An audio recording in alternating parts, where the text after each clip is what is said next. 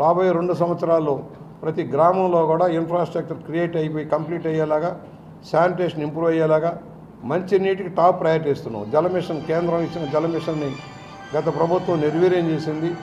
మరలా ఇవాళ 70,000 కోట్లకి తోటి ఆ పథకం ప్రారంభించాలని రాష్ట్ర ప్రభుత్వం ఆలోచన చేస్తుంది.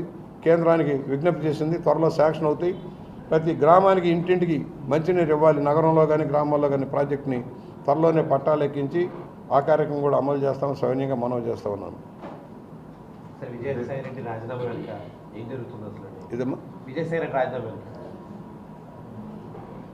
పెద్ద దోషి.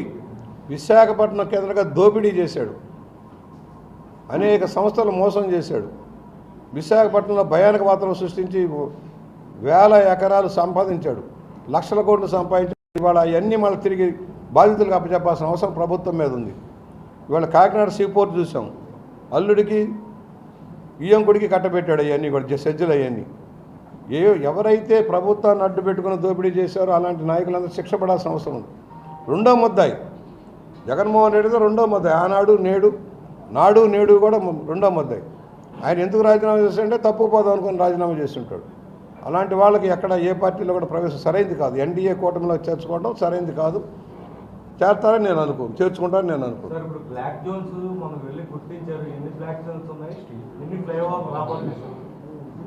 దివాన్ చెరువు, లాలా చెరువు, వేమగిరి మన ప్రాంతంలో శాంక్షన్ అయినాయి.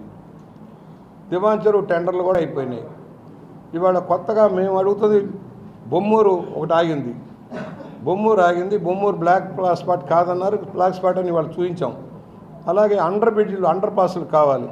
కొన్ని బాక్స్ కలవట్లు కట్టాలి. మురుగునీరు వెళ్ళే చోట మొత్తం 6 చోట్ల బాక్స్ కలవట్లు కట్టాలి. వాళ్ళంతా పొద్దునంతా అధికారులు అందరం తిరిగాం. జవహర్లాల్ నెహ్రూ రోడ్డు, ఆనా వెంకటప్పారావు రోడ్డు, ఉకుంపేట అండర్ పాస్లు కావాలి. అలాగే సర్వీస్ రోడ్లు కావాలి. బొమ్మూరు లాంటి చోట సర్వీస్ రోడ్లు కావాలి.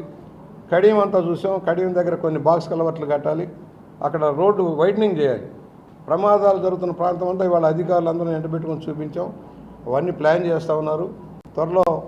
ఎందుకంటే సమగ్ర ప్రణాళిక ఎప్పుడో పట్టాలకి ఎక్కాల్సిందని రద్దు చేశారు. ఆ రోజున వైఎస్ఆర్ పార్టీ నాయకులు, ఆనాడు ఎంపీ వాళ్ళు చేసిన తెలివి తక్కువ తన వల్ల వచ్చిన ప్రాజెక్ట్ అంతా పోయింది. మళ్ళీ ఇవాళ తిరగదోడి ముందుకు తీసుకెళ్లే దానికోసం ప్రయత్నం చేస్తున్నాం. త్వరలోనే మోరంపూడి రోడ్డు కంప్లీట్ అయిపోయింది. కింద రోడ్లు వేయాలి, సర్వీస్ రోడ్లు వేయాలి. కొంత అవన్నీ కూడా చూపించాం. ఏం కావాలో, వైడనింగ్లు ఎలా చేయాలో, రాబోయే పుష్పాలకి ఏవేవి అనుసంధాన రోడ్లు కూడా అధికారులతో మాట్లాడుతున్నాం. అలాగే మురుగునీటి పారుదల వ్యవస్థకు సంబంధించి దాదాపుగా 700-800 కోట్లు అవుతుంది ప్రాజెక్ట్. పెద్ద వెరీ బిగ్ ప్రాజెక్ట్. దాని మీద కూడా ఇప్పుడు ఎస్టీపీ అవుతుంది, 50 MLD అవుతుంది, 30 MLD కూడా మళ్ళీ స్క్రీనింగ్ చేసుకొని 80 MLD స్క్రీనింగ్ పెడుతున్నాం. దాని మీద కూడా వర్కౌట్ చేసుకొని, ఎందుకంటే మొత్తం రాజమండ్రి మురుగంతా నా నియోజకవర్గంలోకి వచ్చి పడిపోతుంది. మొత్తం కూడా భయానకమైన పరిస్థితి.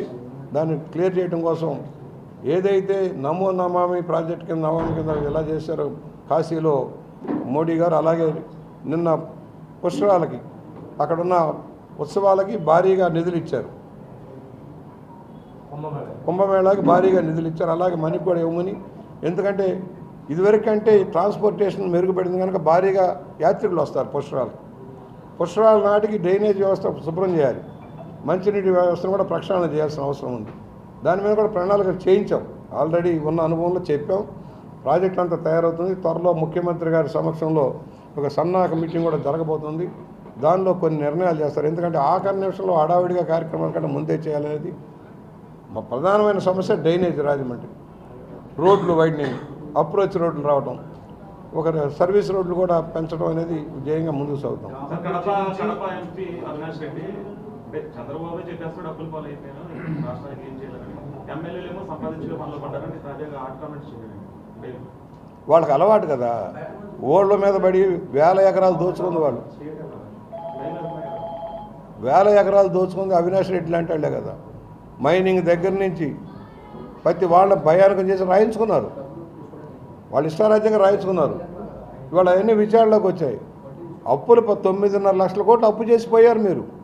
ఇవాళ అప్పు వడ్డీ కట్టే పరిస్థితిలో ఉన్నాం. ప్రయత్నం జరుగుతుంది. ఇష్టారాజ్యంగా అప్పులు తెచ్చారు, ఇష్టారాజ్యమైన వడ్డీలు తెచ్చారు. ఇవాళ కేంద్ర శాఖతో వడ్డీలు తగ్గే కార్యక్రమం అమలు చేసుకుంటా ఉన్నాం. నిధులు తెచ్చుకుంటున్నాం. ఆ నిధులతోటి పాటు డెవలప్మెంట్ కనపడుతుంది అంతేగాని వాళ్ళలాగా దోపిడీ చేయలే. కేంద్రీకృత దోపిడీ, ఏ రంగంలో దోపిడీ చేయలేదు.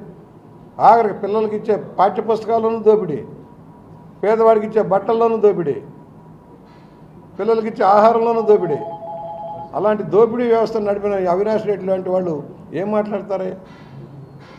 ఇవాళ అభివృద్ధి కనపడుతుంది. ఇప్పుడు మేము తిరుగుతున్నాం రోడ్లు, మీరంతా ఒక రోజు 2 వ్యాన్లో తిరుగుదాం. 6 నెలల్లోనే ఏం చేయగలుగుతున్నాం చూపిస్తున్నాం. మేము 5 ఏళ్ళు ఏం చేయలేకపోయాను. నేను అప్పుడు ఎమ్మెల్యేనే, ఎందుకు ఒక్క రోడ్డు కూడా చేయలేకపోయాం? ఎన్నికలు అప్పుడు మాత్రం అడావుడిగా శంకుస్థాపనలు చేసి వదిలేశారు కొన్ని. ఎన్నికల రోజున కలెక్టర్ గారు కూడా వైఎస్ఆర్ పార్టీ ఏజెంట్లా పనిచేసింది. 2 కోట్లు సిఎస్ ఎమ్మెల్యే గ్రాంట్ కూడా కనీసం ఇంప్లిమెంట్ చేయలేకపోయాం. 5 ఏళ్ళు ఇంప్లిమెంట్ చేయలేకపోయాం. ఇవాళ ఎందుకు చేయగలుగుతాం? 20 కోట్ల రూపాయల పనులు 2 నెలల్లో కంప్లీట్ చేయగలుగుతున్నాం. Quality of work. మరి ఎంపీ అయోధ్య రెడ్డి కూడా పార్టీ మారుతారంటారు, కానీ ఆయన ఏమో నాకు ఎలాంటి ఉద్దేశం లేదు, పార్టీలో అన్నాక ఒడిదుడుకులు ఉంటాయన్నారు, ఎమ్మెల్సీల మీద కూడా ఒత్తిడి ఉంది, కానీ వాళ్ళు సర్దుకోవాలి, అప్ అండ్ డౌన్స్ అనేది రామిరెడ్డి చెప్తున్నారు. అంటే ఇప్పటికే ఆయన వెళ్ళిపోయినటువంటి పరిస్థితుల్లో ఆయన ఇష్టం అండి, ఎవరి ఇష్టం వాళ్ళది.